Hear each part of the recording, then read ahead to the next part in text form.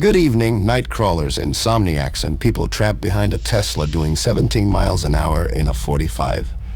You're listening to fucking Wave Radio, where common sense comes to die and turn signals are considered advanced technology. Tonight's topic: Tesla drivers.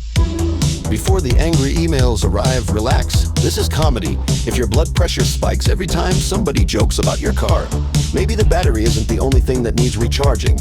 I've spent years studying the Tesla driver in its natural habitat. Much like a rare bird, it can usually be identified by its distinct behaviors. First, there is the parking lot philosopher. This individual parks diagonally across 4 spaces as though they're protecting the last surviving artifact from an ancient civilization. It's a car, Steve, not the Ark of the Covenant. Nobody's trying to steal your white Model 3. There are 6,000 identical ones in the same parking lot. Then there's the autoclimber. This brave pioneer believes technology has advanced so far that paying attention is now optional. You'll see him barreling down the freeway while eating a burrito, checking stock prices, watching a podcast, and apparently negotiating a peace treaty with another continent. Meanwhile, the car is trying to merge into a shrub. The Tesla driver looks up and says, "Interesting." Interesting?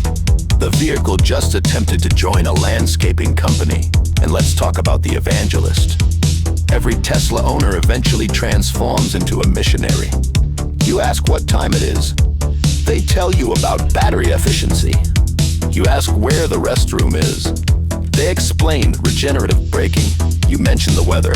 Suddenly you're trapped in a 40-minute presentation about software updates.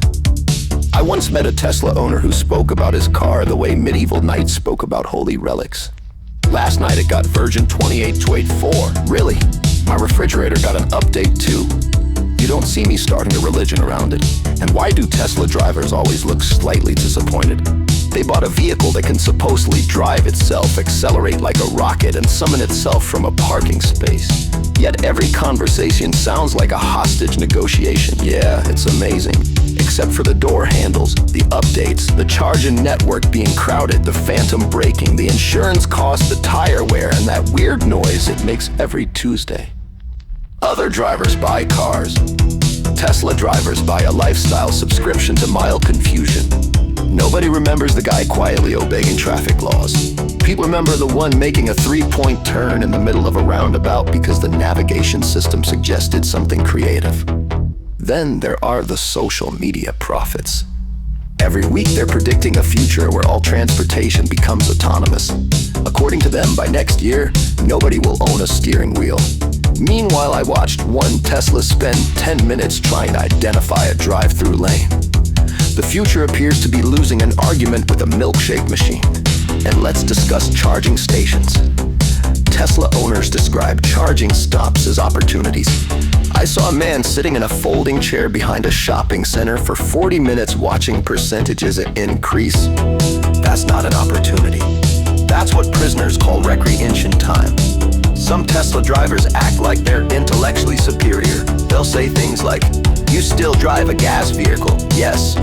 And when I need more fuel, I spend 5 minutes solving that problem. I don't schedule my lunch around electrical negotiations, but my favorite Tesla driver is the one who treats every conversation like an earnings call. Actually, my vehicle went from 0 to 60 in 3.39 seconds. Congratulations, you accelerated it into the same red light as everybody else.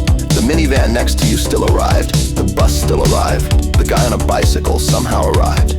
Civilization remains intact, yet despite all this, Tesla drivers serve an important purpose.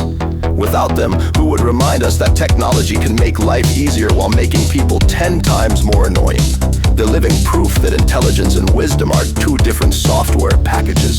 So to the Tesla drivers listening tonight, don't take it personally.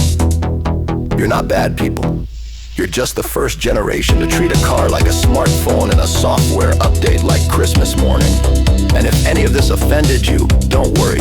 Just wait a few minutes. Your vehicle will probably download a patch that fixes your sense of humor. I'm Johnny Wave. This has been Shockwave Radio. Stay safe, stay sarcastic, and if you see a Tesla parked across 4 spaces, remember, it's not arrogance. It's apparently a conservation effort.